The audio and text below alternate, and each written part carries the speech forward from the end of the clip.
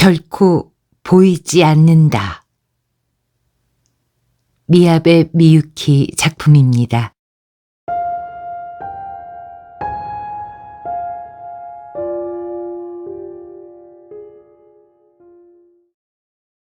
부옇게 시야가 흐린 비 내리는 밤이다. 낮보다 기온이 10도 가까이 내려갔다. 그래도 이제 봄은 봄이라 가만히 서서 택시가 오기를 기다리는 사이 발을 동동 구르며 발끝을 녹일 필요까진 없었다. 다만 그러고 싶은 상황이 있기는 했다. 벌써 30분째 택시가 한 대도 오지 않는다. 미야케 S로는 자신의 뒤에 선 남자를 곁눈으로 흘깃 훔쳐보았다. 나이가 제법 지긋하다. 60이 넘었는지도? 아니, 70에 가까울지도 모르겠다. 머리카락 여기저기가 하얗게 빛나는 것도, 볼 부근에 죽은 깨 같은 반점이 보이는 것도 가로등 불빛 때문만은 아니리라. 나기사 하이타운에 사는 사람일까? 하고 생각했다. 그렇다면 좋겠는데, 그러면 합승을 할 수 있다. 줄곧 단둘이 여기서 기다렸으니까. 동료들이나 지난달 결혼한 아내에게 큰 덩치에 비해 상냥하다고 평가받는 S로는 늦은 밤 택시 정류장에서 택시를 기다릴 때면 늘 이런 기분을 느꼈다. 뒤에 서서 순서를 기다리는 사람을 내버려 두고 홀로 유유히 가버리는 게 아무래도 마음에 걸려 죽겠다고. 이상해. 신경 쓸 필요 없잖아. 당신이 먼저 기다렸는걸. 아내 미치에는 웃으면서 그렇게 말했다. S로도 웃으며 대답했다. 그야 그렇지. 하지만 고작 1분이나 2분 차이잖아. 하물며 뒤에 어르신이나 젊은 여자애가 서 있으면은 면목 없는 기분이 들어. 당신 나랑 사귈 적에는 긴자나 신주쿠에서 곧잘 온몸을 던져서 택시를 잡아줬었잖아. 응? 그때는 쟁탈전에서 이기고 엄청 의기양양한 얼굴 했었으면서? 아이, 거긴 번화가였으니까 그렇지. 그런 데선 택시 잡으려는 사람은 다들 놀러 온 패들이잖아. 그러니까 별로 마음에 걸리지 않는다고. 평등하니까. 하지만 버스가 끊겨서 역 앞에서 택시를 기다리는 사람들은 좀 다르잖아. 부득이한 일이 있어서 나왔는지도 모르고. 이상한 사람이야. 지나쳐. 그렇긴 하지. 나는 생각이 지나쳐. S로는 아내와의 대화를 떠올리며 또다시 등 뒤로 흘끗 시선을 던졌다. 사람 좋은 것도 정도가 있는 거지. 하지만 등 뒤 남자의 옆얼굴이 보였다. 남자는 T자로의 신호를 우두커니 바라보았다. 빨간 램프가 규칙적으로 깜빡거린다. 졸음이 몰려와 눈을 천천히 깜빡이는 모습 같다. 신호를 보고 있으려니 갑자기 피로가 밀려왔다. 빨리 집으로 돌아가고 싶어. 그게 사이먼 앤 가펑클 노래였던가? 우산을 쓸 필요는 없을 것 같은데 또 접어버리면 뺨이 차가워졌다. 귀찮은 비다. 지하철 출구 부근에 있는 작은 시계는 오전 1시 15분 너머를 가리켰다. 거리며 사람, 도로, 신호는 모두 졸린데 비만은 그렇지 않은 듯하다. 뒤에 남자는 우산을 들지 않았다. 얇은 코트로 감싼 어깨가 젖어서 빛났다. 교회의 신흥주택가였다면 사정이 또 달랐으리라. 막차가 끊긴 뒤에 택시 쟁탈전은 번화가와 마찬가지로 격렬해서 다른 사람을 생각할 여유가 없을 테니까. 어중간하게 도심에 가까운 거리라 택시를 기다리는 사람도 적고 지나가는 택시도 별로 없는 탓에 이상하게 감정이입을 하게 된다. 너무 안 오네요. 갑작스럽게 뒤에서 목소리가 들렸다. 몸을 비틀어 돌아보니 등 뒤의 남자가 웃는 낯으로 S로를 보았다. 윗니 오른쪽 눈에 띄는 곳에 금니가 있다. 아, 예, 그렇네요. S로가 대답하며 도로 맞은편을 바라보았다. 갑자기 얘기를 붙여와서 좀 겸연쩍어졌다. 늘 이런가요? 남자는 다시 물었다. 아이고, 할멈한테 된통 혼나게 생겼어요. 겁 보세요 하고 말이에요. 하하, 저도요. S로는 발 방향을 바꾸어 남자 쪽으로 돌아서면서 대답했다. 상대의 편안한 말투에 조금 안심이 되어 얘기를 계속해도 좋을 것 같은 기분이 들었기 때문이다. 저 댁은 어디세요? S로가 묻자 나이 든 남자는 어째서인지 잠시 생각하는 듯 뜸을 들였다. 그러고서 반대로 되물었다. 그쪽은요? 아, 예, 나기사 하이타운이에요. 육지의 외딴 섬이죠. 과장은 아니다. 매립지에 새롭게 두둥하고 세워진 고층 주택. 물건을 사러 나갈 때도 출퇴근할 때도 차와 버스에 의지해야 하는 곳이다. 가까운 역이라곤 여기뿐이지만 밤 11시 5분에 막차가 출발해버리면 택시를 이용해서 돌아가는 길밖에 없다. 1시간 가까이 걸을 각오가 돼 있다면 얘기는 달라지겠지만. 오, 그래요? 그거 큰일이네요. 남자는 공감하듯 고개를 끄덕이면서 대답했다. 혹시 방향이 같으면 S로는 슬쩍 말해보았다. 같이 타고 가지 않으실래요? 처음부터 아는 사람인 척하면은 운전사도 거절하지 않을 겁니다. 일본은 기본적으로 택시 합승을 하지 않는다고 옮기니까 덧붙여 놓았습니다. 나이 든 남자가 미소 지었다. 해본 적이 있나요? 네. 그래서 마누라한테 혼났죠. 여태껏 4번 정도 합승해서 돌아온 적이 있다. 그중 한 번은 이제 막 취직했다는 젊은 여자 회사원이었다. 물론 S로에게는 이상한 속내 따위 없었고 여자도 그런 부분을 잘 생각해보고 이 사람이라면 괜찮겠지 싶었으니까 제의에 응했던 것이리라. 다음날 아침 커피를 마시면서 별 생각 없이 아내에게 얘기했더니 아내 미치에는 부르퉁한 얼굴로 화를 냈다. S로는 진심으로 깜짝 놀랐다. 이상한 짓은 하지 않았어. 알아. 하지만 어쨌든 마음에 안 들어. 젊은 여자애랑 합승한다는 게 말이 돼? 2번 다시 하지 마. 알았지? S로도 묘하게 고지식한 구석이 있는 남자라서 단순히 마음에 들지 않는다 정도로는 받아들일 수 없었다. 나를 믿지 않는 거야? 그렇진 않아. 택시 승강장에 둘밖에 없었어. 1시간이나 기다렸다고. 내가 타고 가버리면 여자애는 혼자서 또 1시간을 기다려야 했을지도 몰라. 새벽 2시가 넘었는데 위험하잖아. 그러니까. 안다고! 미치에는 손에 들었던 행주를 내팽개치며 소리쳤다.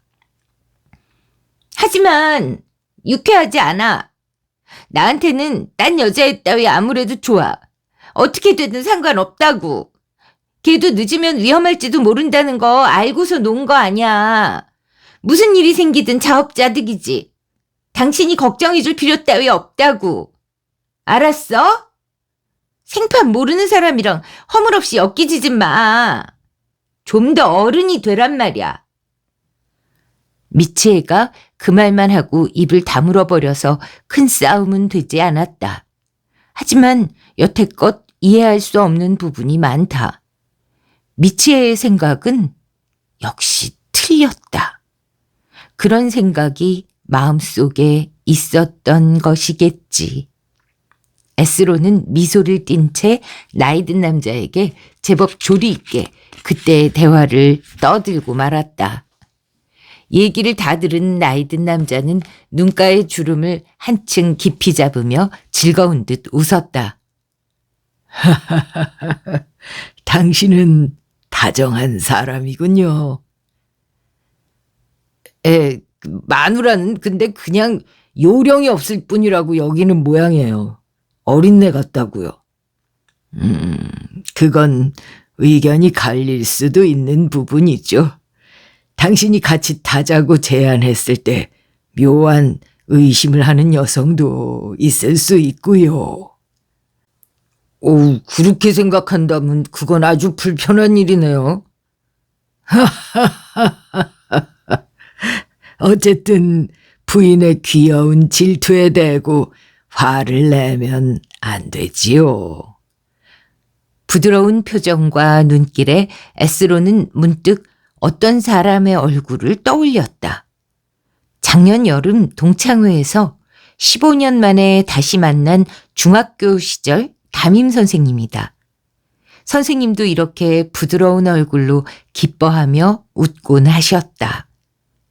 나이 든 남자는 이윽고 웃음을 거두더니 혼잣말을 중얼거리는 듯 작은 목소리로 말했다. 나는 운이 나빴어. 네? 에스로가 반사적으로 되묻자 남자는 얼버무리듯 시선을 피하고는 고개를 갸웃거리며 말했다. 아니요. 그건 그렇고 이거 택시 그림자도 보이지 않는군요. 우리 그냥 걷지 않겠습니까? 가만히 있다가는 아침까지 여기 그대로 서 있게 생겼어요. 네. 그건 그런데. 그렇다는 건 이 사람도 역시 나기사 하이타운 방면으로 돌아간다는 뜻일까? 가죠. 나이 든 남자가 재촉하며 걷기 시작했다. 나기사 하이타운이 있는 방향이었다. 에스로는 잠시 망설이다가 그 뒤를 따랐다. 그 전에 아쉬워서라기보다는 습관적으로 뒤를 쓱 돌아보고 빈 차에 빨간 등을 켜고 다가오는 택시를 확인했다. 택시는 승강장으로 천천히 미끄러지듯 달려오고 있었다. 왔다. 목소리가 커지고 말았다. 왔어요. 남자한테 말해두고서 승강장으로 몸을 돌렸다. 택시가 가까워졌다. 핸들을 잡고 껌을 씹고 있는 중년의 운전사가 보였다. 그럴 필요 굳이 없는데도 아스로는 손을 들어 택시 운전자에게 신호를 보냈다. 상대도 손짓을 본 것 같았다. 차가 더 천천히 달려왔다. 죄송합니다. 갑자기 아스로가 누구지 했는데 책 속에 오타가 있었던 것 같습니다. 에스로가 맞겠지요? 네, 죄송합니다. 그러나 그 차는 멈추려고는 하지 않았다. 저속으로 차를 몰면서 승강장을 지나치려고 했다. 이봐, 잠깐만! 양손을 크게 흔들면서 불러세워도 차는 멈추지 않았다. 운전사는 머리조차 움직이지 않았다. 쫓으려는 에스로를 뿌리치는 것처럼 승강장을 몇 미터 지나친 곳에서 갑자기 속도를 올려 중앙차선으로 돌아가더니 눈 깜짝할 사이에 사라져버렸다. 기가 막혔다. 뭡니까 저거? 에스로는 나이 든 남자에게 말했다. 남자는 인도 가장자리에 서 있었다. 아이고, 대놓고 승차 거부라니. 번호판 기억해 둘 걸 그랬어요. 에스로가 화를 내자 남자는 택시가 사라진 방향으로 눈길을 보내면서 말했다. 보이지 않았던 거겠지요. 에? 우리가 보이지 않았던 겁니다. 하지만 듣고 보니 조금 전 차는 승강장에 손님이 한 사람도 없는 걸 확인하고서 속도를 올린 것 같기도 했다. 하지만 에스로의 모습이 보이지 않았을 리 없지 않은가. 걷지요. 나이 든 남자는 그렇게 말하고 천천히 걸음을 옮겼다.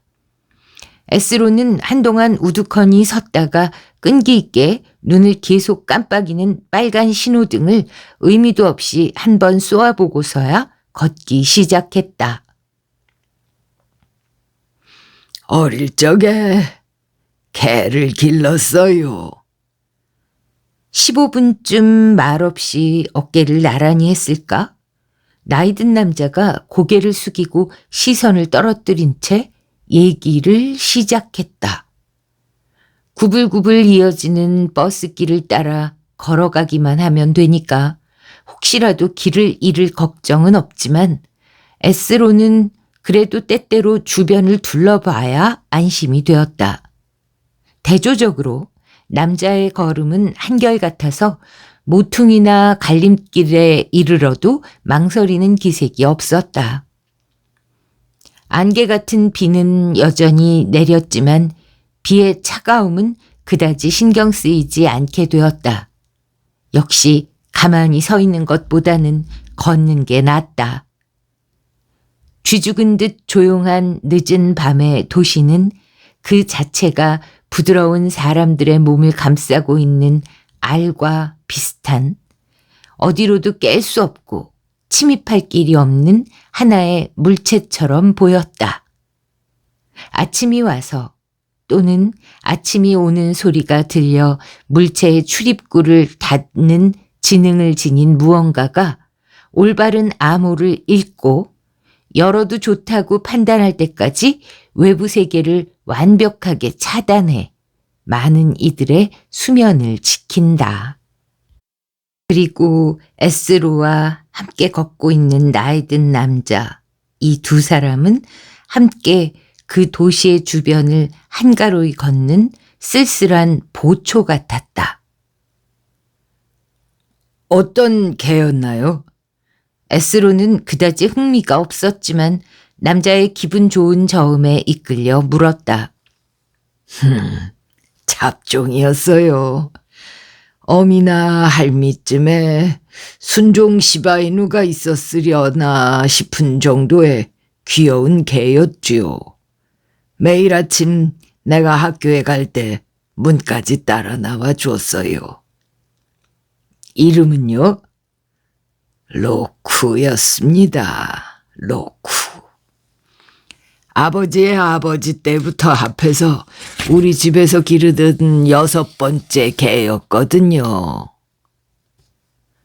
육이 일본어로 로쿠라고 합니다. 그것 참 개를 좋아하는 집이다. 넓은 정원이라도 있었던 걸까 하며 에스로는 물었다. 고향이 어느 쪽이세요? 여기에요. 남자가 대답하고서 이마를 살짝 훔쳤다. 비가 얼굴을 적시었다. 이 땅에서 태어나고 쭉 자랐습니다. 물론 전쟁통에 저랑 두 남동생은 지방으로 피난을 갔었지만요. 얘기를 듣자마자 에스로는 옆에 남자가 갑자기 노인네처럼 여겨졌다. 전쟁 체험담을 꺼내려나? 그건 싫은데. 그러나 그런 걱정은 할 필요가 없었다. 나이 든 남자는 가볍게 기침을 하더니 말을 이었다. 로크는 내가 어른이 될 때까지 살았어요. 엄청 장수를 했죠. 어쩌면 이 개는 불사신이 아닐까 하고 농담을 한 적이 있을 정도였어요. 소중히 잘 기르셨기 때문이 아닐까요? 그럴까요? 나한테는 정말 소중한 친구였지만 그렇다고 특별히 정성을 기울인 기억은 없어요. 비 저편에 꼬리를 흔드는 로쿠가 보이기라도 하는 것처럼 그리운 듯 눈을 가늘게 뜬다. 저희 집에서는 한때 황금 햄스터를 길렀어요. 그 녀석도 귀여웠죠. 에스로는 대화를 이어갈 요량으로 그렇게 말했다. 사람을 잘 따라가지고요. 제 손 위에서 먹이를 먹었어요. 해바라기 씨앗이었는데. 남자는 에스로의 얘기 따위 귓등으로도 듣지 않는 것처럼 말했다. 로쿠가 죽었을 때 이상한 일이 있었습니다. 조금 머쓱해진 에스로는 아무 말도 하지 못했다. 남자는 고개를 들고 이쪽을 바라보았다. 어떤 일이었다고 생각하세요? 글쎄요. 정말로 짐작이 가지 않았다. 에스로는 남자가 겉보기와 달리 수다쟁이에 다른 사람을 그다지 배려하지 않는 사람인지도 모른다고 생각하기 시작했다. 어느 날 산책을 데려갔더니 말이지요. 그때까지 한 번도 만난 적 없는 생판 남의 뒤를 따라가려는 겁니다. 줄을 잡아당기면서 아무리 세게 말려도 앞다리를 힘차게 들고 목을 막무가내로 내빼면서요. 한 집에서 계속 기른 개의 행동치고는 분명히 이상했다. 정말로 한 번도 보신 적이 없는 사람이었나요? 전 주인이었을 가능성은요? 로쿠는 막 태어난 강아지였을 때 우리 집에 분양됐어요. 우리 가족 외에 기르던 주인이 있을 턱이 없습니다. 남자는 똑부러지게 말하고는 어째서인지 작게 한숨을 흘렸다. 상대방도 개가 쫓아와서 깜짝 놀랐겠어요. 에스로의 말에 나이든 남자는 고개를 끄덕였다. 예, 그랬죠. 기분 나빠했어요. 젊은 아가씨였는데. 에스로는 어라? 하고 생각했다. 설마 그 아가씨가 사모님이 되신 겁니까?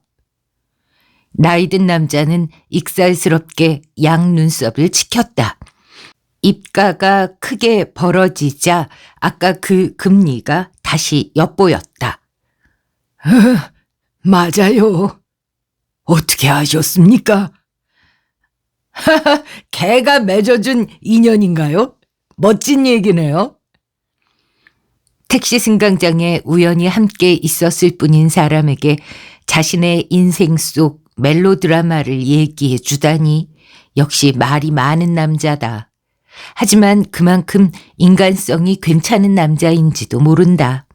에스로는 키득키득 웃고 말았다.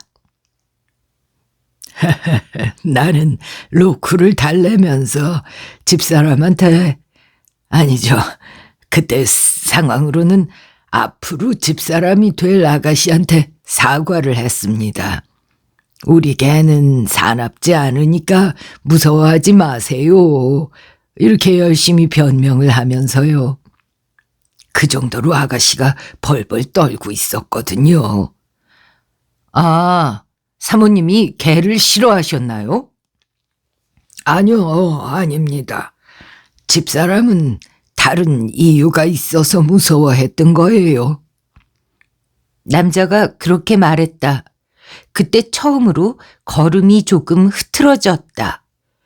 꼭 얘기하려는 내용이 너무 무거워서 그걸 입까지 가져오다가 자기도 모르게 휘청거린 것처럼. 집사람은 로쿠를 안다고 했어요. 최근에 연달아 꿈에서 로쿠를 보았다면서요. 자신을 따르는 개가 귀여워서 무척 즐거웠지만 그 개가 금세 죽어버리는 꿈이었다더군요. 에스로는 걸음을 멈추었다. 하지만 남자는 그러지 않았으므로 둘의 거리가 두세 걸음 떨어졌다. 에스로는 성큼성큼 남자를 따라잡았다.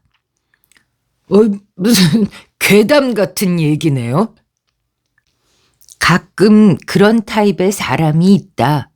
택시 운전사 중에도 많이 있다. 최근에 이상한 일을 겪었는데요 하면서 얘기를 꺼내는 타입. 괴담을 좋아하는 타입. 그래요. 무서운 얘기지요.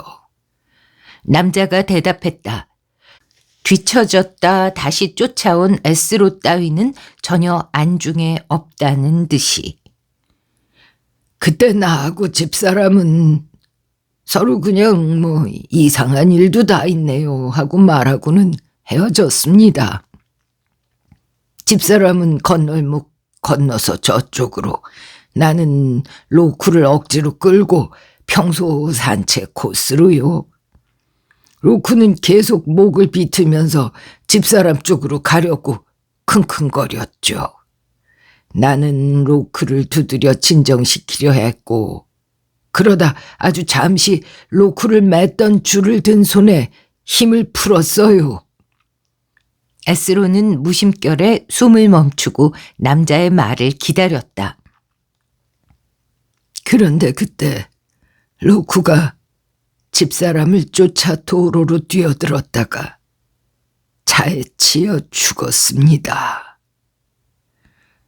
그럴 법하지만 의외인 결말이다. 옛날이었으니까 차라고 해도 삼륜 화물차지요. 그때부터 집사람은 그 삼륜 화물차를 아주 싫어하게 됐지요. 좀 더 좋은 화물 운송차들이 나와서 삼륜 화물차가 거리에서 보이지 않게 되자 한숨 돌렸다고 하더군요. 두 사람은 넓은 신간 도로를 건너는 교차점에 이르렀다.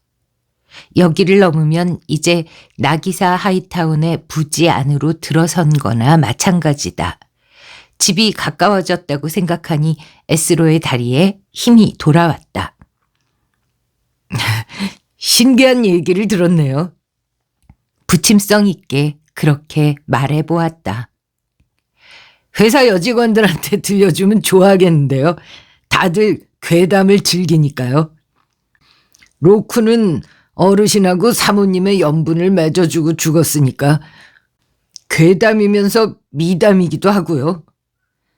남자는 손을 들어 이마에 물방울을 훔칠 뿐 대답하지 않았다. 물방울은 빗물이 아니라 땀처럼도 보였다. 응? 왜 땀을 흘리는 걸까? 그 일은 오래도록 나하고 아내 사이에 의문의 사건이었죠. 밤의 어둠 속에서 나기사 하이타운의 하얀 건물이 보이기 시작했다. 불이 켜진 창문은 꼭대기층에 하나뿐이다. 그 위에는 붉은색으로 깜빡이는 항공 충돌 방지 등이 있다. 두 불빛을 빼면 한밤중에 선 거인의 표식처럼 그저 희끄무레하고 밋밋했다. 왜 로쿠는 전혀 알지 못했던 집사람을 쫓아갔을까 하는 게 줄곧 의문이었습니다. 수수께끼가 풀린 건 불과 5년 정도 전이에요. 풀렸습니까? 내막이 밝혀지는 괴담은 처음 듣는다. 예, 풀렸습니다. 비슷한 일이 집사람의 지인 신변에 일어났거든요. 그 집사람의 지인이라는 사람은 어느 날 아들 부부와 손자와 함께 어느 유원지에 갔다. 유원지에서 놀이기구의 차례를 기다리고 있을 때 초등학교 3학년쯤 되는 남자애가 이상하게 따랐다고 한다. 물론 전혀 모르는 집애였습니다. 일면식도 없었죠. 하지만 지인은 떠올렸다고 합니다. 요 며칠간 밤마다 꾸었던 꿈을요. 꿈속에서 자기를 따르면서 함께 즐겁게 놀았던 아이예요. 바로 그 얼굴이었답니다. S로는 그때 처음으로 한기를 느꼈다. 비에 젖은 탓이라고 자신을 타일렀다. 이런 가랑비는 몸의 심지까지 얼게 만든다. 멀리서 무언가가 왱왱대는 소리가 들렸다. 엄청나게 큰 파리가 10km쯤 앞에서 날아다니는 듯한 소리랄까? 그 애는 죽었습니다. 제트 코스터에 탔다가 심장마비를 일으켰어요. 재판 소동이 일어났었다고 합니다. 죽었다니. 그러니까 사모님 지인의 눈앞에서요? 예, 그래요. 두 사람은 한동안 말없이 걸었다. 엄청나게 큰 파리가 날아다니는 듯한 소리가 조금 가까워진 것처럼 느껴졌다. 결혼한 지 얼마 안 되셨지요? S로는 갑작스러운 질문에 눈을 동그랗게 떴다. 네? 신혼이시죠? 나이든 남자의 눈이 살짝 운 것처럼 빨갛다. 예, 결혼해서 이제 한 달 됐어요. 그렇군요. 남자는 그렇게 중얼거리더니 다시 혼잣말을 했다. 나는 운이 나빴어. 제 아무리 S로라고 해도 기분이 상해 목소리가 거칠어졌다. 아까도 그렇게 말씀하셨는데 무슨 뜻이죠?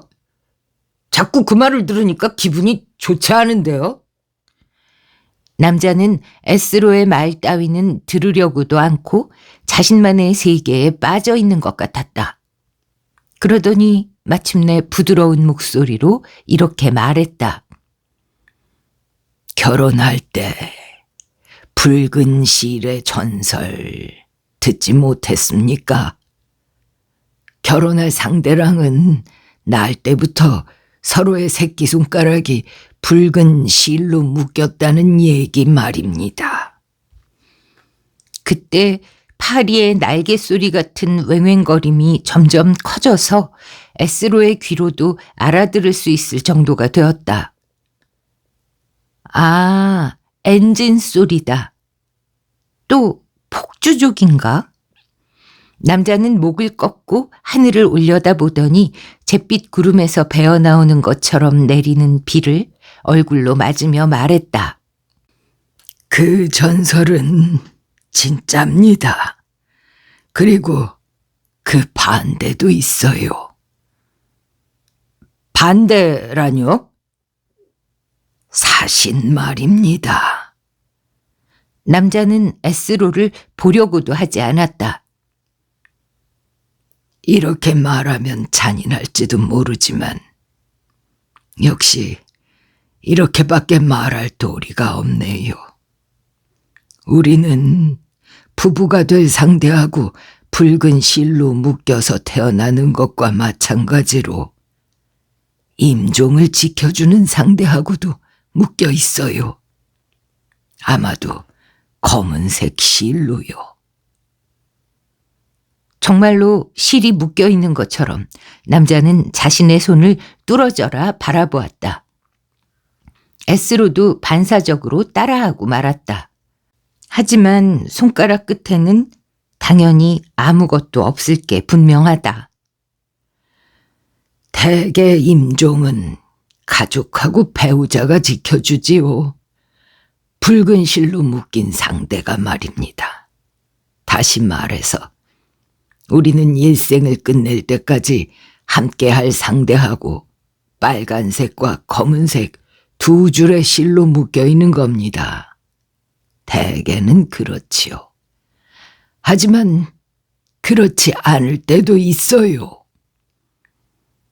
남자의 어깨 너머로 뭔가 빛나는 게 보였다. 헤드라이트다. 가까워진다. 엔진 소리도 굉음이라고 할 정도로 커지고. 때로는 붉은 실로 묶인 상대가 아닌 사람하고 검은 실로 묶인 사람들이 있지요. 임종을 지키는 건 바로 그 검은색 실로 묶여진 인간입니다. 다시 말해, 그 사람은 상대방에게 사신이 되는 거죠. 그 사람하고 만나서 정답게 얘기를 나누었을 때, 동물이라면은 그 사람이 머리를 쓰다듬어주고 귀여워해준 그때가 바로 죽음이 찾아올 때인 겁니다. 가까운 가족이 지켜주지 못하는 죽음. 비명횡사일 때 검은 실로 묶인 상대가 실을 끊고 당신을 현세에서 떼어놓는 거지요. S로는 미끈미끈한 손이 등을 훑는 듯한 기분이 들어 몸을 떨었다. 나는 운이 나빴어요. 나도 괴롭습니다. 남자는 얼굴을 찡그리며 말했다.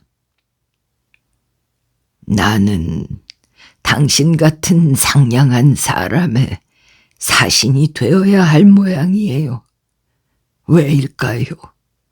왜 나랑 당신의 조합인 걸까요? 아무도 모를 일이죠.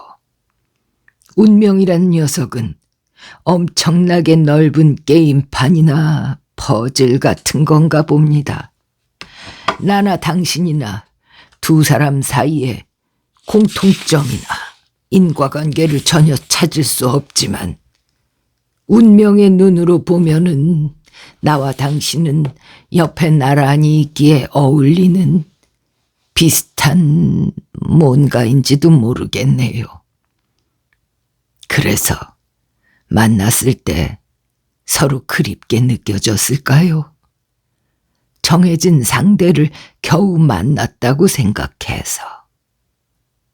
그래서 로쿠는 집사람을 따랐던 겁니다.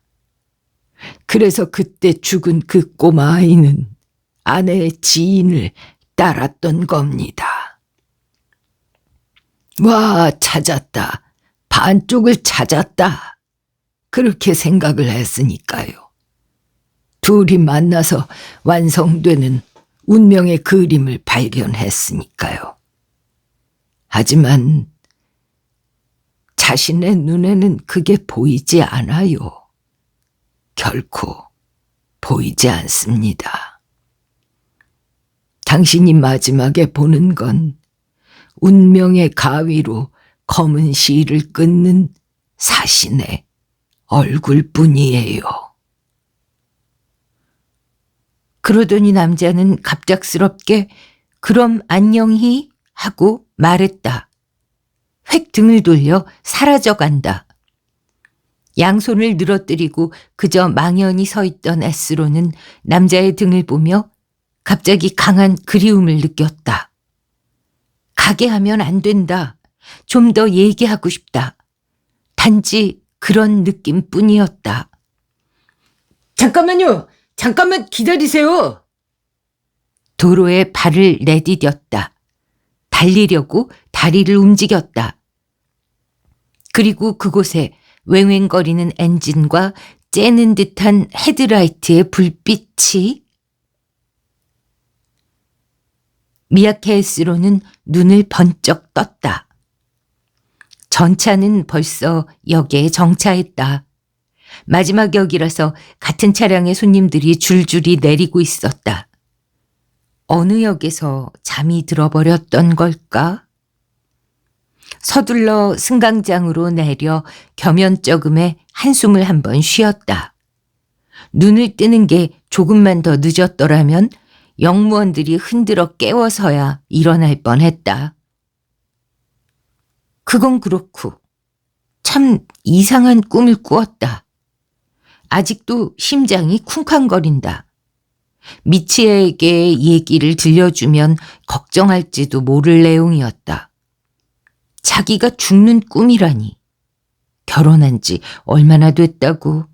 불길하게. 개찰구를 빠져나갈 때까지는 어느 정도 사람이 있었는데 거리로 나오니 택시 승강장으로 가는 사람은 S로 한 명뿐이다. 오늘 밤 마지막 전차에 탄 나기사 하이타운 주민은 S로 혼자뿐인 모양이었다. S로는 3단 우산을 펼쳤다. 부옇게 시야가 흐려지는 비 내리는 밤이다. 낮보다 기온이 10도 이상 내려갔다.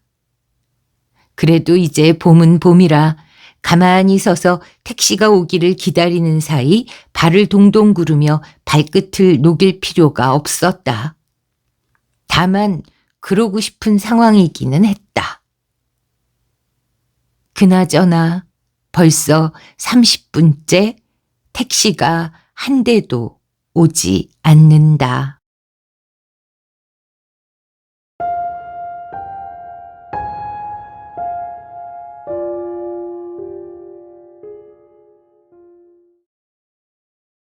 네. 미야베 미유키의 단편 모음집 지하도의 비라는 책에 수록된 결코 보이지 않는다라는 단편 소개해드렸습니다.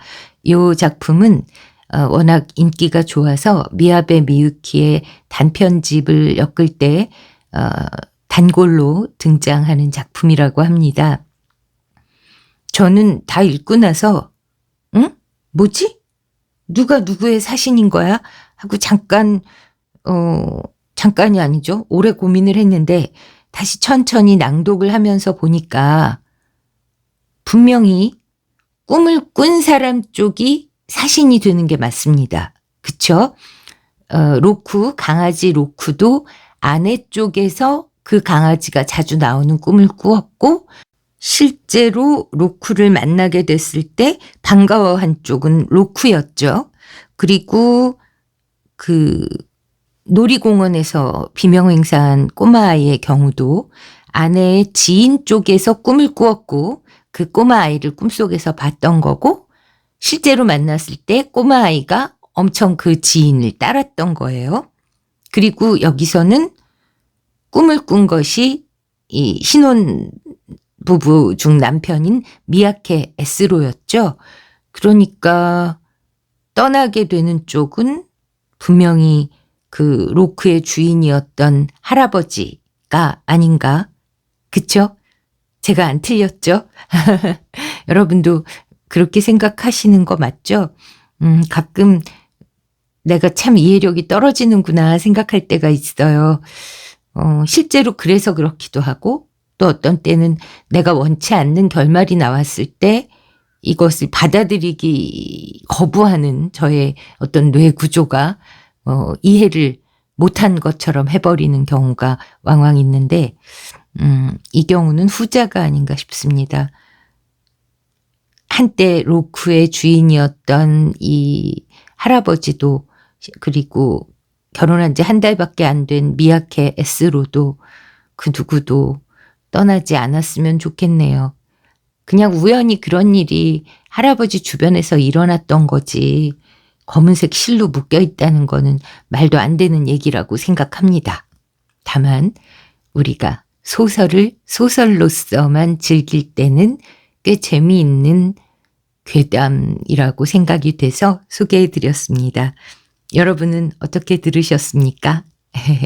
네, 댓글로 의견 주시고 좋아요, 구독, 댓글, 알림 설정, 공유, 하이프, 쿠팡, 쇼핑, 네, 제품 쇼핑까지 막 부탁드리면서 인사를 드려야 되겠네요. 요즘 저는 책만 읽고 뉴스 이런 걸 잘 안 보고 있어요. 그래서 올겨울이 평년보다 따뜻할 거라는 얘기를 식당 주인님한테 처음 들었거든요.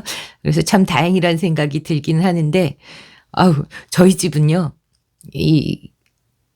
아주 춥습니다. 이 단열이 잘 안 돼가지고.